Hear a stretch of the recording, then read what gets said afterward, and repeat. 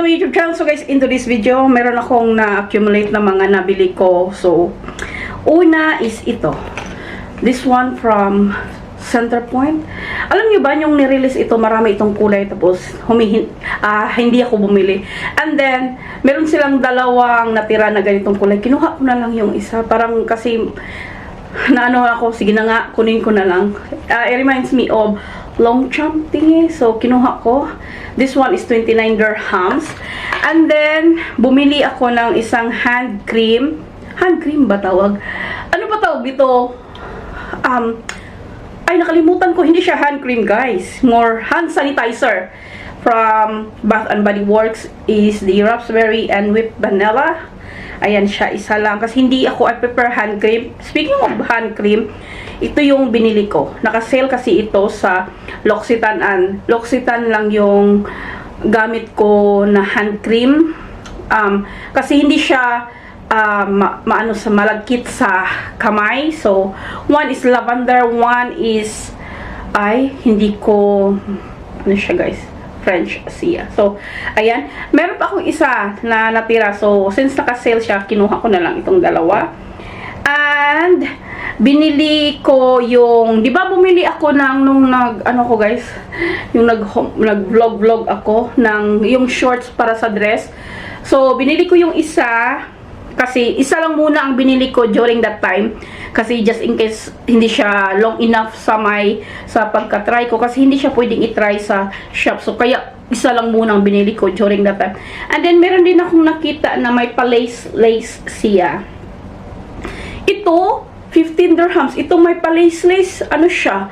12 dirhams. So, dalawa din ang kinuha ko para, ayan. So, nalabahan ko na din ang bango. Kasi loyal yung fabric conditioner na gamit ko na ngayon. And then, sa Splash, bumili ako nung, like parang Skims, tingi na, yung katulad sa mango din, yung pang inner ko ba. Alam niyo na guys, beige and black ang kinuha ko.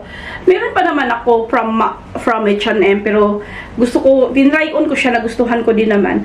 Filming this one guys, like 2 days ago, nag-try na ako na yung sa binili ko na dress from LC Waikiki, yung walang manggas. And then, sabi ko, sige na, i-try ko na ito. Like, I don't care na makita yung braso ko. So, twice na ako nakadress doon na walang manggas yung ano, nakita na yung braso ko. Kasi lang, tanggapin ko na. Like, ayoko nang mahiya. So, ayun. Sandali ka, nag-flip-flip yung battery ka. I mean, nag-blink-blink pala. Sabi ko, nag-flip-flip. Nag-blink-blink na, ano na, empty. And then, meron akong nabili sa Victoria's Secret na bralette. So, ito siya. Like, pang madali ang, ano lang, kasi, yung sa akin is old na. Ganito siya. Ano ito? 35 dirhams each. So, ayan siya, yung pang bahay-bahay lang ba? Kasi hindi ako nagbabara pag nasa bahay, guys. And then, pag may delivery, isang ganun lang ba? Ayoko na yung ganun pa. At saka isang white. So, kinuha ko yung dalawa. Ayan. Next one, guys, from Kuton. Hindi Kuton Kuton lang siya na brand. So, ito. Alam niyo ba, binili ko to is 109 dirhams. And then, yesterday, pumunta ko ng Kuton. Ano na lang siya? 69. Pero okay lang din nabili ko kasi wala na din yung size. So, ayan. 69 na lang siya. Yung black kasi not available. Meron silang black. And then, nakuha ko na sa LC Waikiki yung walang manggas, guys. Kasi na black. Kasi wala pa yung black sa akin. Ang kulang ko na color nito. Ayoko ng pink. Meron silang pink. Meron silang maroon. Inantay ko yung maroon pero not available pa. So, yung black is andito na. Andito na. So, ito yung sinabi ko na hindi na ako nagmamanggas. Ano ba yun? Yung, di ba may cover ako or may inner? Ayoko na, parang ililit go ko na, guys. Dati pa naman kasi, like, ayoko talaga sa arm ko. So, sabi ko, you know, give up na ako. So, twice na ako nakapag, itong color, itong dark blue nito, at saka ibang dress na pinaputulan ko kasi kasya naman siya, pero I prefer na a little bit shorter. So, yun, i-add ko yun dito pag nakuha ko sa ano nga yun guys, sa tailoring. So, yun, nasuot ko na yun. Pero nalabhan ko na bago ko binibigay sa tailoring. LC Waikiki din yun. So, next one, ito is off-brand off-price. Ito siya. Long, yes, okay lang ako like dark green. Okay lang ako niyan, wala akong problema.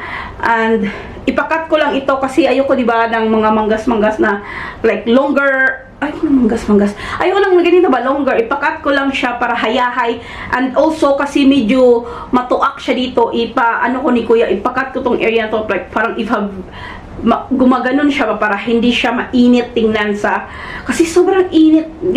Mainit tingnan, mainit siya talaga. So, basta masuot ko din yan at saka ipakat ko lang siya. And okay na yung length sa akin. So, next one, guys, meron akong tatlong NYX na lip ivy siya, hydrating gloss stain. So, kasi nagustuhan ko siya talaga. Sobrang niya, like, ako guys, pag nagli-lipstick ako nito, pag gamit ko nito is, di ba yung nakikita nyo sa TikTok, like, super wipe sila.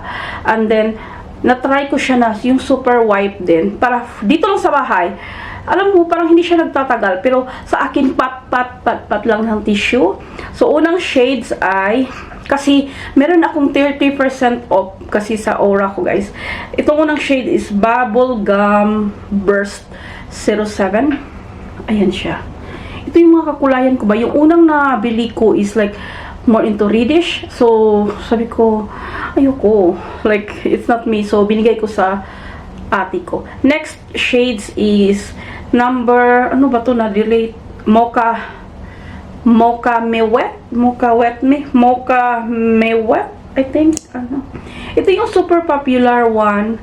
It's a darker siya, pero pagkalagay mo na, pagka-wipe mo na, like na siya, like nagla-lighter. Iba lang siya sa swatch kasi darker siya, pero pag matagalan na, tapos iwa-wipe mo, pat lang, okay na siya. Nang lighter na siya. And the last shades na meron ako is number 8, Drepen in Rose. So, ito talaga yung tatlo. Iwan ko ba, yung unang dalawang napili ko is nasa reddish ang pinili ko. Na ito naman yung mga gusto ko. Ito siya. Ayan. So, ganito ko lang paggamit guys ba, wipe. Ganyan lang, pat lang, ganyan lang. And then, hindi ko siya totally like remove, like, kasi parang ni-remove mo na din. Kasi hindi naman siya talaga, lagi ko sinasabi parang lip stain, ano ba yun? Ayan, ganyan lang siya. Tingnan mo yung brown kanina, like, hindi naman siya ayan. So, parang kinuha mo lang yung glosses niya ba?